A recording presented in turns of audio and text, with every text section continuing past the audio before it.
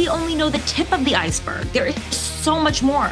It's the government corruption angle. It's very hard for me to wrap my mind around the fact that a Biden administration, with everything in the weaponization against Trump, that they had this incriminating, horrible stuff about President Trump, and they decided not to put it out. This is a massive government conspiracy on top of a child sex trafficking operation. I mean, you may not care about women, but you gotta care about government corruption. I mean, I guess that's my why. Like, the Democrats, so they were doing Trump a solid? That seems a little improbable. Mr.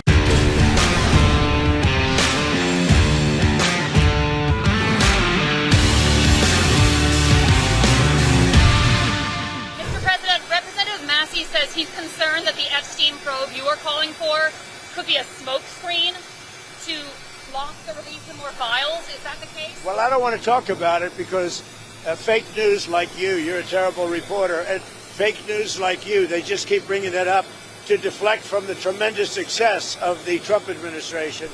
So a guy like Massey, his poll numbers are showing he's at 6% approval rating right now. And we call him Rand Paul Jr. because he never votes for the Republican Party. So they're using Jeffrey Epstein as a deflection from the tremendous success that we're having as a party. So the Democrats and a couple of overzealous Republicans, and I use that term Republican pretty lightly, have once again overplayed their hand and underestimated their opponent because President Trump made it clear, release the files. He has nothing to hide. So there it is. Y'all got the serving of red meat you've been salivating and lusting over for conveniently, I guess, the last 6 months only. Now, look, I'm not saying we don't all want transparency. We do. I'm not saying some in the administration have handled this issue perfectly because they haven't. Like those stupid ass binders that they handed out to the fringe level grifters to be paraded around for posts and for clicks. That crap was dumb and dumb as hell. But so was this absolute obsession with the Epstein files. Like, okay, I get it. This narrative has made podcasters a lot of money over the last decade, and I get that some will by necessity have to stay on that gravy train for as long as possible.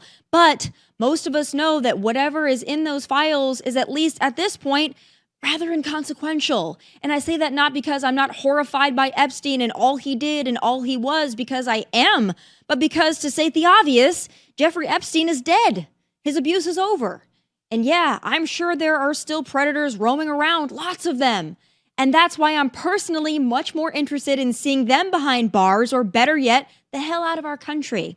And that's exactly what President Trump and Tom Homan and Greg Bovino are doing on the daily. So where is the energy for that? Democrats and deranged liberals seemingly hate it when the feds roll into town to round up the pedos. Why are y'all doing that? What the He was running for it, man. He was what? What? Illegal. How do you know? Exactly. Excuse me. How do you know? Exactly. He just admitted it. That's when we do interviews, ma'am. Are you doing nice things? Absolutely. No, you're not. Be safer for you. So to all the keyboard warriors and the Lululemon moms on both sides who are just fully enamored with the files of a dead guy, I hope you show the same energy towards the likely millions of illegal alien predators our brave agents are working to detain and deport. Thank you for your attention to this matter. Join me now to break it all down with me is TaraPalmeri, host of the TaraPalmeri Show.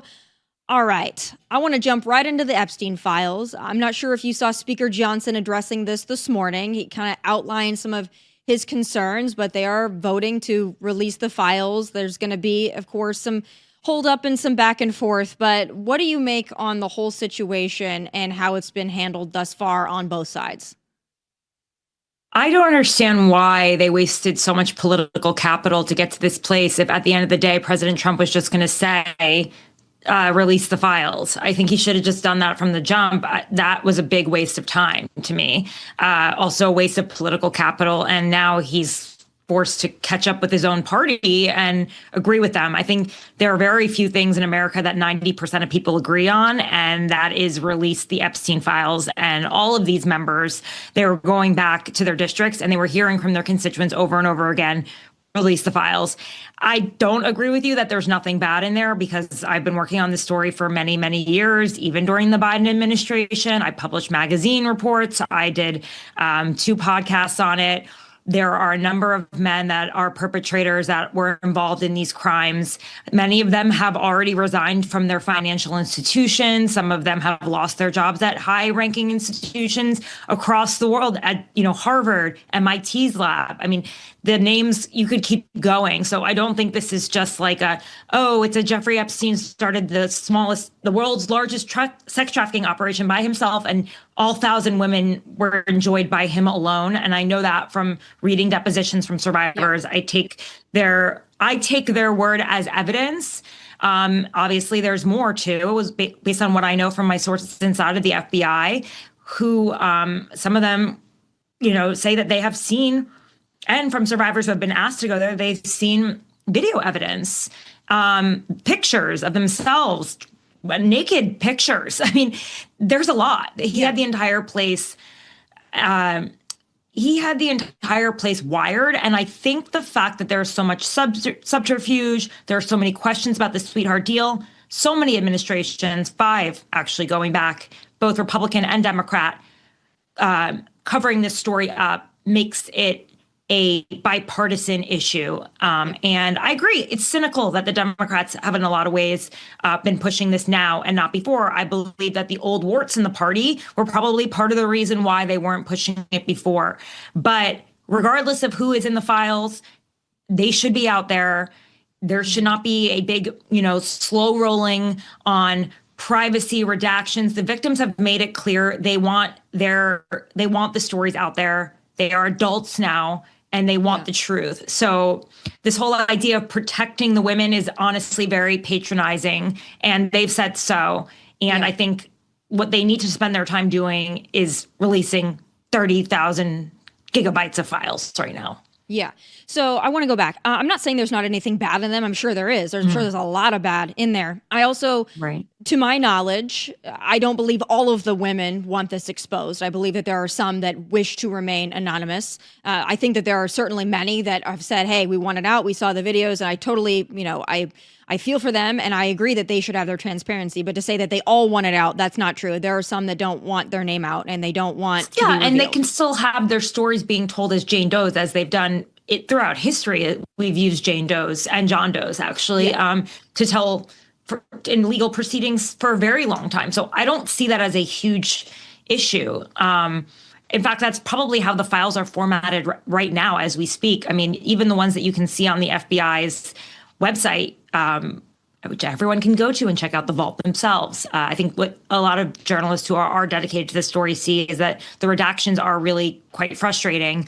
The fact that even what you can see right now is very highly redacted.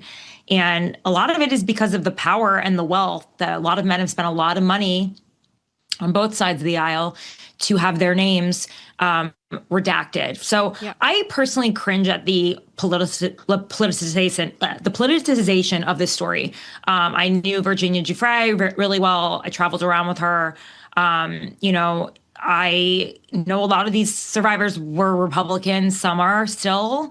I don't think they see it as much of a political issue as the rest of the world does. So when you talk to them, I think it's I want to ask you about that because you spent time with them. From what I've heard, that there hasn't been any, except for there are some. I would call them maybe slightly opportunistic, but from what I've heard, there hasn't been, because we know what this is about. This is about Trump, right? This is about Trump. That's why Democrats suddenly take such an interest in it. But I haven't heard from victims or survivors say like Trump. I've heard a couple say, oh, he groped me to this, but I haven't heard, and you've spent time with them. Have they told you explicitly like President Trump did this to me, or President Trump was there when all of this was happening? I haven't heard from a survivor about President Trump. We do know he was accused by a woman named, her Jane Doe name was Katie Johnson. She filed 3 times. She dropped that suit citing intimidation before the election. We know about that. And we know that Pam Bondi informed Trump that he's in the files multiple times. So, I just think it's not a good look. They were friends for 15 years. Is it ever a good look to be associated with a pedophile? We don't know what's in the files. And that's why it's just like, if he was just going to give up anyway in the end, I don't know why he created such a fight around it. Because I think he just saw it as a distraction, and it seemed, when you have Democrats that have had these fights since July, though. Yeah, no, I know, but the Democrats have had these. This is my thing, and this is where a lot of people like me stack up on this. We've always wanted information on this. There's been, I would say mostly from the conservative Republican angle, a push to release this. And that's where the energy has been for the last decade. But the Democrats glommed onto this more recently. And I believe it's because they're flailing after their failed government shutdown and they got to find something again. So they've picked this one back up. But what I would say is it's very hard for me to wrap my mind around the fact that a Biden administration, with everything in the weaponization against Trump, that they had this incriminating, horrible stuff about President Trump and they decided not to put it out. I mean, the man survived 2 assassination attempts, countless lawsuits, lawfare. They tried to lock him up. They tried to bankrupt him, everything. And if they would have had this low-hanging fruit, they wanted to shield it. Why? I mean, I guess that's my why. Like the Democrats, so they were doing Trump a solid. That seems a little improbable. I think that they knew that the Epstein files were the nuclear option in a way. More so than killing him? No, in terms of, like, this is Pandora's box. If this thing actually is revealed, it will expose people who are at the highest levels of power, not just in politics, but in government across the world. Look at a prince was literally forced to step down. You have various dignitaries who are involved.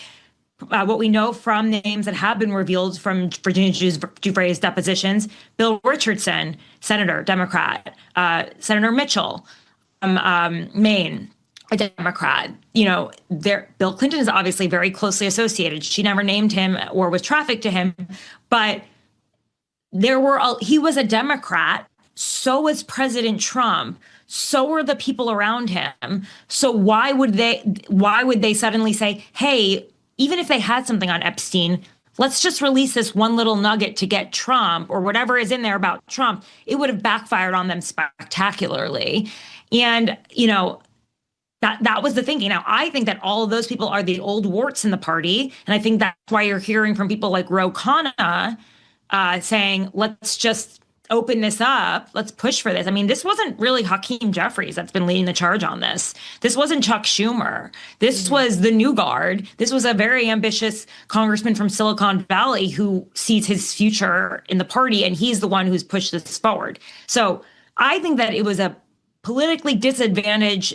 They realized there was nothing in there that was worth opening this entire can of worms for. That is not based on reporting, but based on what I know from the files and what I know from doing my reporting, but not from having spoken to people in the Biden administration or the DOJ. It's just based on knowing what's in those files. Why would they open those files when Epstein was a prominent Democratic donor who spent a lot of time with Democrats? Yeah. Well, including President Trump when he was a Democrat. Yeah. And also, I think Democrats are really going to step in it because it doesn't look real good for Stacey Plaskett, the delegate from the Virgin Islands. It doesn't look good for her that she was texting Epstein in that congressional hearing. What do you make of that one? I mean, we have the video, we've watched it, of her at the hearing, like texting, and you can see it. We see from the messages, and then her and he says, "Good job." I mean, But Tomi, this is exactly why people want the files to be open, because of the layers of government corruption that have been involved as well. I mean, why did he get a sweetheart deal under Alex Acosta, who then became the labor secretary? Why did it go all the way up to the highest levels in the Justice Department under George W. Bush? Why was Bill Barr involved? You know, why? There are so many questions. This is a massive government conspiracy on top of a child sex trafficking operation, which involved multiple different nations and a prime minister from a foreign nation. Like, and a prince. It is insanity. And we don't even know we only know the tip of the iceberg. There is so much more. It's the government corruption angle. So that's why when I hear people be like, who cares? Whatever. I mean, you may not care about women, but you got to care about government corruption. Yeah, no, most people care about government corruption. I guess it's just interesting to me. I see a lot of heat for this online, and for people that follow this issue, it feels like almost exclusively, and I understand it. Like, anytime there's a conspiracy or you're not being told information, there's going to be a natural human interest, and I don't discount that. And, you know, I've talked about it for the last at least 5-6 years. You know, the Republicans, conservatives, been the ones kind of sounding the alarm on it, including... Right, they should be thrilled. They should have just said to Trump, like, listen, we need to do this. This is what we ran on. It's a matter of actually fulfilling your campaign promise. Well, I don't know. That was another part of it. Yeah. Do you think, though, that how many Americans voted based on the Epstein files? Like, I get that it's an important thing for people, but I don't think it's going to trump immigration, the economy. Did they vote policy. on, did all of these? Yeah, okay. They definitely did not vote to see President Trump meeting with MBS today. You know, they did not vote to see the president being so preoccupied with foreign policy. Most of the people voted for President Trump for one reason. And unless they are diehard MAGA base, they voted for President Trump because the economy was better under President Trump than it was under Biden. And right now he's got an anchor weight on him because the economy is not doing well. And I almost wonder if that is a part of the reason, too, why the members were willing to vote against him and why he seems to be following them in this case rather than leading them on the Epstein files. I mean, it couldn't come at a worse time after the election. So you have economic issues, like that's all your presidency it lives and dies on that. And then you add in the Epstein vote, it's not great. At the end of the day, though, this is going to get stonewalled in the Senate. John Thune, as of recording this on, Tuesday, 1:15 before the vote, John Thune has not said whether he will actually vote to release the files or will actually put the vote forward. I've been covering politics long enough to know that if you want a bill, you send it to the Senate. It's a graveyard. And then he said that they are going to spend the time to go through and make sure that all the men, whoever they are, other names, that they are protected. Yeah. Women too, like you said, some of them. And then we'll see how long that takes. I mean, it could take as long as they want it to take. Yeah. Then it goes to the president, who will probably not have veto authority because this will probably be a veto-proof majority. Because like we said, the actual people that they serve want this to be passed. And then he'll send it to his Justice Department. And then at that point, the Justice Department can say, well, we just reopened the investigation, but this time we're looking into Larry Summers, Bill Clinton, and Reid Hoffman. And then they can say, well, it's an open investigation, so we can't put the files forward. So there are just 3 roadblocks I named right there. Oh, I know. Then, I don't disagree with you. If they want to actually release the files, we have to trust that Pam Bondi, who told us all that there was a list sitting on her desk, and then there was no list, no third parties, no perpetrators, was now reopening the investigation to investigate those Democratic perps. But, she's going to give us the files. How many blank lines of redactions are we going to see? And what's behind those? Will the president even be in these files? I mean, he ultimately can decide. And we've seen already that he orders her. I mean, that's how this works. So I don't have a lot of trust, sadly, in what's going to happen next. I've been hopeful this whole time that we'll see the truth. I believe that the real story of Jeffrey Epstein will come through from a whistleblower who will probably have to leave the country afterwards. Or maybe one day people will listen to the victims. I don't know. Probably not in my lifetime. But until then, it's going to be journalism, whistleblowers, and maybe people listening to victims. Yeah, no, and I don't disagree with you. I think that there's a lot of frustration there, rightfully so, that we don't get the transparency that we're deserving of, and that everything has a roadblock, and then they change things, and then they say we can't because I totally catch your drift on that, and I agree with you wholeheartedly, and I think it's very frustrating. And my only thing is this, and this is my only reservation on it. I don't care who's implicated and if they put their names out there and all that. I don't have any stake in protecting any of these people at all. But my thing is this, and some of the stuff that we got last week with, the very convenient redacted name, and then all of this just really being set up to try to implicate Trump in something. I mean, we haven't heard a lot about anybody else on it. It's really just been like the hyper focus on President Trump. To me, from what I've seen so far, it would appear that in later years, Epstein had a bone to pick and a beef with Trump. And I think that's pretty obvious, not only by the text messages with Plaskett, but the things that he was saying and some of the emails that we got drip of. It seemed like he was almost out to get Trump at a point, that there was a falling out. And so this is my concern. The guy is dead. We don't have his side of the story. So my concern is you release the files and there's going to be Epstein purposely trying to implicate Trump, whether Trump did anything or not, because he had a beef with Trump and wanted to bury him. Do you see any areas from the things that you've seen so far that could possibly give you a cause for pause as far as Epstein knowing that there's a there, as far as he's going to be, the long arm of the law is finally going to touch him and he wants to take down the people that he doesn't like? I think you might see that. I agree that it was very clear that he's obsessed with Trump, especially in the later years. They had a fight over real estate. Ironically, the house was named the House of Friends in Palm Beach. They had a real estate war over it. Trump ended up selling it to a Russian oligarch for $96 million. So it was really startling to read those emails. Epstein trying to reach out to Putin to tell him how to, control Trump. The relationship he had with that journalist, Michael Wolff, it was horrifying. What will we see in the files? The thing is, we don't know, we don't know if it's going to be Epstein trashing Trump. We know that he was asked about it and he pled the fifth. I think he pled many of his rights in that. We have video footage of that. So he's never, when asked and had the opportunity to go after Trump in depositions, has never done that. I don't know we'll see what the survivors of Epstein will say. We'll see what the evidence shows. And I'm not saying you might argue that maybe there might be depositions from Epstein saying that Trump was involved. Here's the thing. When you saw that email in which Galen and Epstein were exchanging, thoughts about Trump and how he's the dog that didn't bark, whatever that means.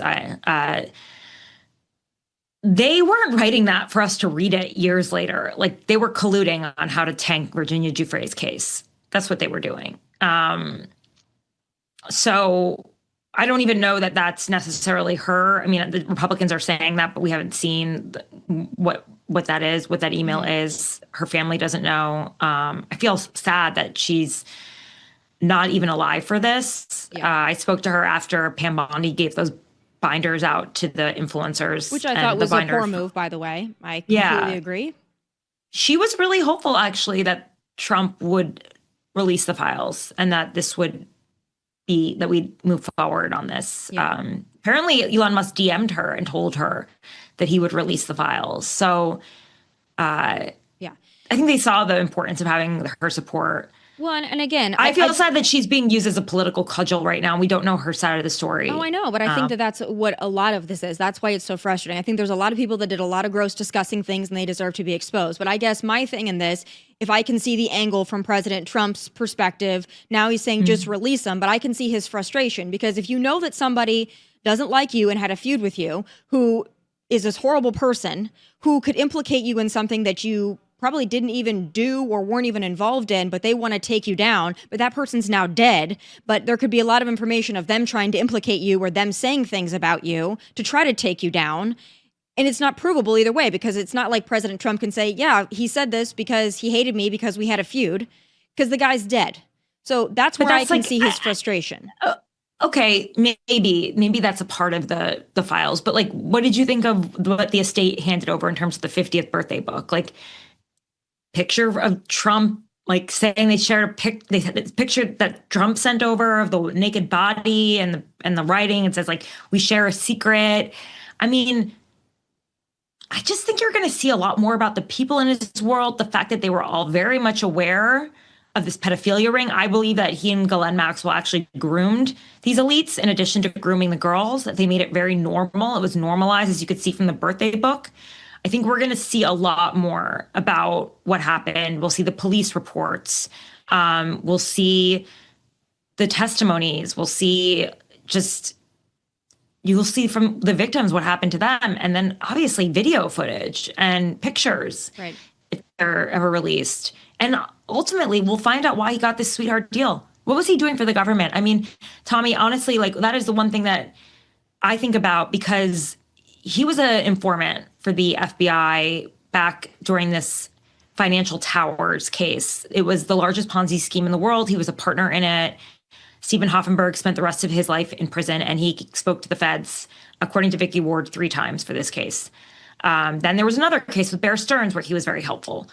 I wonder if he was an informant this entire time, and that is partially why he got this sweetheart deal. And then that's a question of well, what are we doing? Is this another Whitey Bulger where we let the criminal people while working for the FBI, and then also, was he also working with other government agencies? Was he working with, other, he used to brag that he consulted Putin and dictators, and he was very close friends with Ehud Barak. Like, this is an international criminal ring.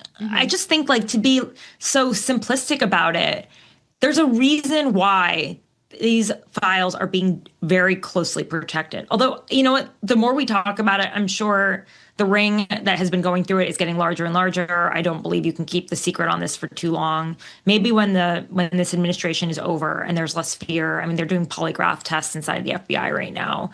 So when there's less fear, we may actually get the full story. I'm always going to err on the side of transparency. I don't care who wins or loses this political fight. It was cynical and gross. But if it leads to some sort of justice for these women, then I will be a happy person. Yeah, I want the transparency as well. I guess I just don't want half truths, because I think if you go halfway, then you cause more damage than if you said nothing at all. So I think it needs to be let the people all or decide. Let nothing. them read it. And that's why the Republicans just dumped 20,000 emails, right? Didn't they just dump all of them? And most of them were about Trump, right? They were one thing I thought was super fascinating was Michael Wolff wanted to buy New York Magazine. He put in a bid with Jeffrey Epstein and Harvey Weinstein. Yeah. Could you imagine if those two creeps were running one of the most influential magazines in the country? It's just mind blowing. Where have we even have we come from as a country? It's just incredible. So I don't know. We'll see what happens. I'm not too hopeful that we'll see the files anytime soon, though. Yeah, I'm not. I would like to be somewhat optimistic. I think that, there's been a lot of pressure on this. I know you got to go. The last thing I do want to ask you, though, just from the strategic and the communications perspective, I've already said I don't think the administration has handled this perfectly. I was very disappointed in the binders with the grifters, which I mentioned in my monologue. I thought that was weird. If they would have said, hey, Tomi, do you want to stand here with a binder and take photos? I would have said, absolutely not. Please don't get me anywhere near this. I find it disgusting. And I thought it was so stupid. And it's just ick. Ugh, I don't like that at all. And I'm very open about some of the criticisms. I do have confidence in Pam Bondi, but I know that she hasn't handled this perfectly either. And the whole miscommunication of I have it on my desk so there's nothing, I agree with you. My thing from a messaging perspective in the last couple minutes I have with you is this. Again, we already know Democrats have taken a sudden interest in this. I have not heard them talk about this in years and years and years, and I have not seen them want to release fight logs or anything else. The energy was never there from that side. But now they're very interested in it because they think it's a way to demonize Trump and distract from, I think, what is obviously a disappointment in their party. But my question is for this as well. If they really do, and at least their facade is that they want to get pedophiles and rapists and predators exposed and hopefully prosecuted, why is there not that same energy when it comes to the sex trafficking across our southern border, the thousands and hundreds of thousands of children that were lost thanks to a previous administration because there was really no vetting or process for these kids that came in unaccompanied, that they were sent off to God knows where? And I also see them in the streets protesting when ICE and CBP comes to town and takes predators off the street.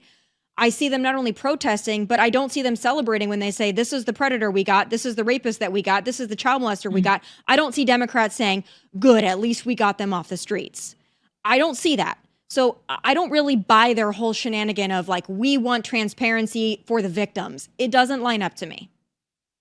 Yeah, I think that a lot of people don't. Well, first of all, do we know that every single person that's been picked off the street is a predator? I mean, we don't know every story, right? And I think that... Well, I mean, when they come out and they say they've got convictions for this, that, and the other, I mean, you can look at it too. I don't know what their crimes are. Honestly, I can't speak for their Democratic Party. As a journalist, I see why people would be cynical, why I expressed this earlier, but they're a party and they're always going to be against, I think that they realized after the election that opening the borders was a bad idea. You think they realized that? Yeah, they do. And sex trafficking doesn't just happen at our southern border. Sex trafficking happens all the time in a lot of different places. You probably see it in airports all the time. If you see something, say something. I know you've probably seen it in a woman's bathroom. But a lot of it comes across the border. I mean, there's the cartels, they are human and sex trafficking operations.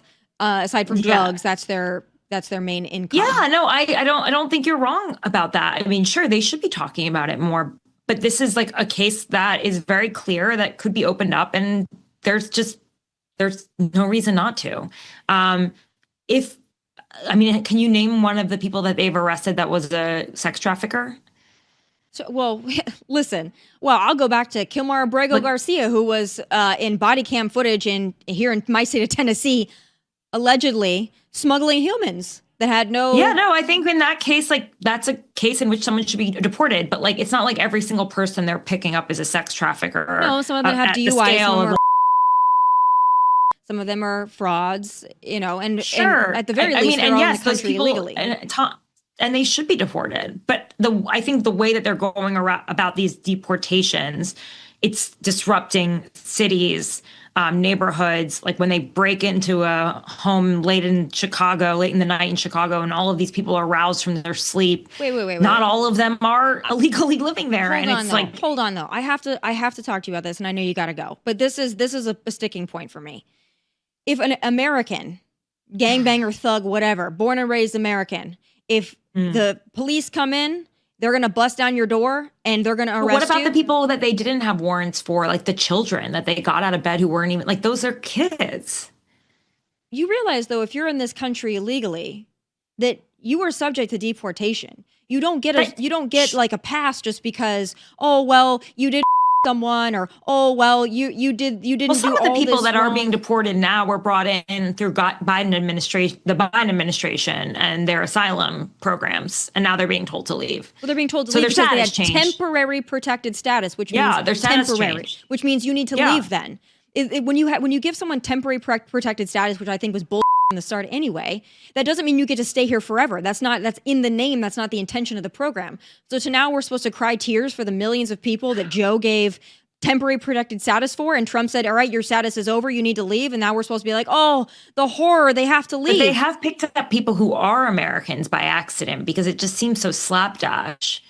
I don't know. I mean, listen, Tomi, the border is still, like, it's closed off. Like, they should be super happy about it. The fact that they're raiding the cities is not really popular right now.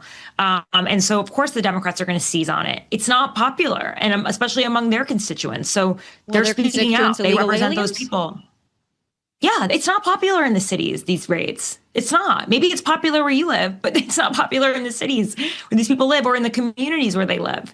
So you don't think removing public safety threats from our country who are here illegally? I know we're removing public safety threats, but like just going into a city and just raiding it is different. Like, well, do you realize why they have to do that, right?